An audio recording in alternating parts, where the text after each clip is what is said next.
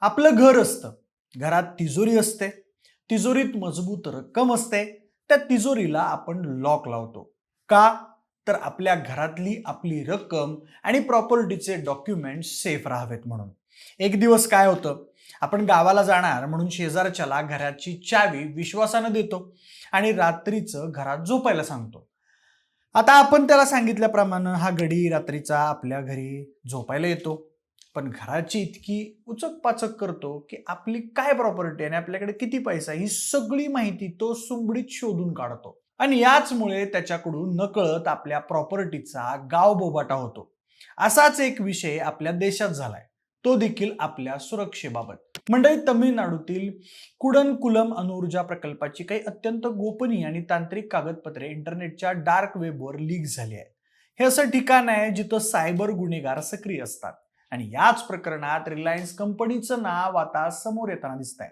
त्यामुळे हे संपूर्ण प्रकरण नेमकं काय आहे, यामध्ये नेमका रिलायन्स कंपनीचा काय संबंध आहे, किती डेटा लीक झालाय आणि यामुळे आपल्या देशाच्या अणुसुरक्षेला खरोखरच काही धोका आहे का, ही सगळी माहिती जाणून घेऊया आजच्या व्हिडिओच्या माध्यमातून. नमस्कार, मी प्रथमेश आणि तुम्ही पाहताय विशेष भारी. म्हणजे या संपूर्ण प्रकरणाची सुरुवात वर्ल्ड लीक्स नावाच्या एका आंतरराष्ट्रीय सायबर गुन्हेगार किंवा रॅम्समेअर टोळीच्या दाव्यानं झाली आहे.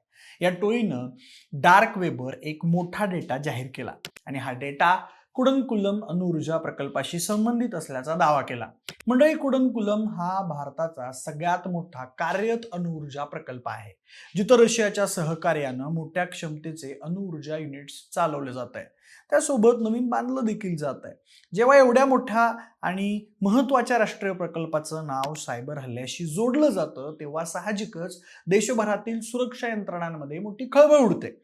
या प्रकरणातही तेच झालंय आणि भारताची सायबर सुरक्षा यंत्रणा सर्ट इन आणि nuclear power corporation of India या दोन्ही संस्था तात्काळ या प्रकरणाच्या चौकशीत सध्या गुंतलेल्या आहेत. म्हणजे आता या संपूर्ण प्रकरणात किती डेटा लीक झालाय, हा आकड्यांच्या माध्यमातून पाहूया.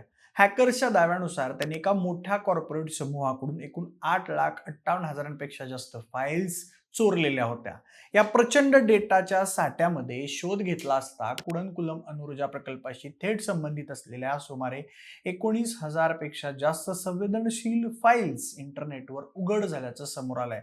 या फाईल्सचा एकूण डेटा हा साधारण 14.3 गिगाबाईट इतका आहे. हे दस्तऐवज 2016 सालापासून ते थेट 2025च्या मध्यापर्यंतच्या काळातले आहेत. यामध्ये काय समाविष्ट आहे, तर कुडनकुलम प्रकल्पाच्या युनिट 3 आणि युनिट 4 या दोन नव्या भागांच्या उभारणीशी संबंधित असणारे इंजिनिअरिंग ब्लूप्रिंट्स म्हणजेच तांत्रिक नकाशे, तिथली व्हेंटिलेशन आणि कूलिंग सिस्टीम यांचे नकाशे, मुख्य कंट्रोल रूमच्या मजल्यांची रचना, यंत्रसामग्रीच्या तपासणीचे अहवाल, प्रकल्पासाठी साहित्य पुरवणाऱ्या वेगवेगळ्या कंपन्यांची आणि पुरवठादारांची नावं, विम्याची कागदपत्र आणि काही महत्वाच्या बैठकांच्या पुराव्यांचा यात समावेश आहे. पण मंडळी, या सगळ्यात महत्वाचा प्रश्न हा उपस्थित होतो की हा डेटा थेट अणुऊर्जा प्रकल्पातून चोरीला गेला कसा आणि यामध्ये रिलायन्स कंपनीचा संबंध कसा आला.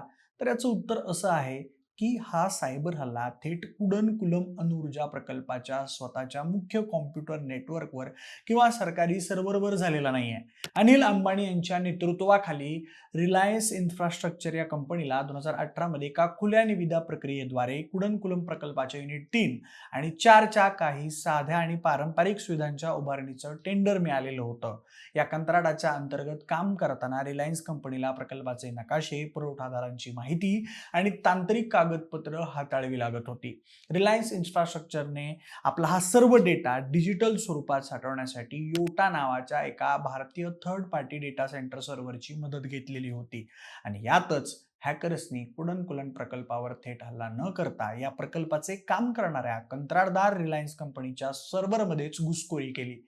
मे महिन्याच्या शेवटी या सर्व्हरवर काही संशयास्पद हालचाली दिसलेल्या होत्या, पण नंतर जून महिन्याच्या अखेरीस रिलायन्स कंपनीने सरकारला कळवलं की त्यांच्या अणुऊर्जा डेटावर सायबर दरोडा पडलाय आणि तो डार्क वेबवर आता लीक झालाय. म्हणजेच रिलायन्स कंपनी कंत्राटदार असल्यामुळे हा संवेदनशील डेटा त्यांच्या कॉम्प्युटर सिस्टीममध्ये होता आणि तिथून सुरक्षेतील काही त्रुटींमुळे तो चोरीला गेला. या घटनेमुळे आपल्या देशाची अणुसुरक्षा धोक्यात येणार आहे का? हा आपल्याला पडणारा भीतीदायक प्रश्न आहे. या विषयातील तज्ज्ञ आणि सरकारी संस्थांनी दिलेल्या माहितीनुसार परिस्थिती चिंताजनक नक्कीच आहे, पण घाबरून जाण्यासारखी परिस्थिती नाही आहे. भारताची न्यूक्लिअर पॉवर कॉर्पोरेशन आणि इतर अणुऊर्जा तज्ज्ञांनी स्पष्ट केलंय की लीक झालेल्या कागदपत्रांमध्ये अणुभट्टीच्या मुख्य गाभ्याची रचना किंवा त्याच्या सुरक्षेशी संबंधित कोणतीही अतिगोपनीय माहिती त्यामध्ये नाही आहे. कुडनकुलमच्या अणुभट्ट्यांचे मुख्य तंत्रज्ञान आणि डिझाईन हे रशियाची सरकारी कंपनी रोसाटॉम पुरवते आणि ती माहिती या लीकमध्ये कुठेही आलेली नाही आहे. तसेच जे 2 युनिट सध्या कार्यरत आहेत म्हणजेच युनिट 1 आणि युनिट 2 त्यांचं मुख्य ऑपरेशनल नेटवर्क हे इंटरनेटशी अजिबात जोडलेलं नसतं. ते पूर्णपणे वेगळं आणि सुरक्षित असतं. त्यामुळे हॅकर्स घर बसल्या अणुभट्ट्यांमध्ये काही बिघाड करू शकत नाही आहे. परंतु सुरक्षा तज्ज्ञांच्या मते यातला दुसरा एक मोठा धोका नाकारता येत नाही आहे. जरी मुख्य अणुभट्टी सुरक्षित असली तरी प्रकल्पाच्या इमारतींचे नकाशे, कंट्रोल रूमची माहिती आणि तिथे काम करणाऱ्या लोकांचे किंवा पुरवठादारांचे तपशील उघड झाल्यामुळे भारताच्या शत्रूंना किंवा दहशतवादी संघटनांना या प्रकल्पाची संपूर्ण रचना समजून घेणं सोपं जातं. या माहितीचा गैरवापर करून भविष्यात फिजिकल अटॅक करण्याचे किंवा प्रकल्पाच्या पुरवठा साखळीमध्ये घुसखोरी करण्यासाठी दहशतवादी डाव रचू शकतात. थोडक्यात सांगायचं तर हा भारताच्या राष्ट्रीय सुरक्षेच्या दृष्टीनं एक मोठा इशारा आहे.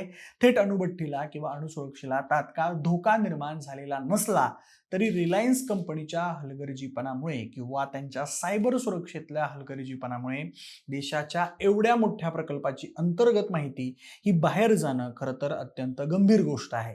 यामुळे भविष्यात अशा देशाच्या सुरक्षेशी निगडीत प्रकल्पांचे कंत्राट घेणाऱ्या खासगी कंपन्यांच्या सायबर सुरक्षेचे नियम आणखी कडक करण्याची गरज सध्या निर्माण झाली आहे.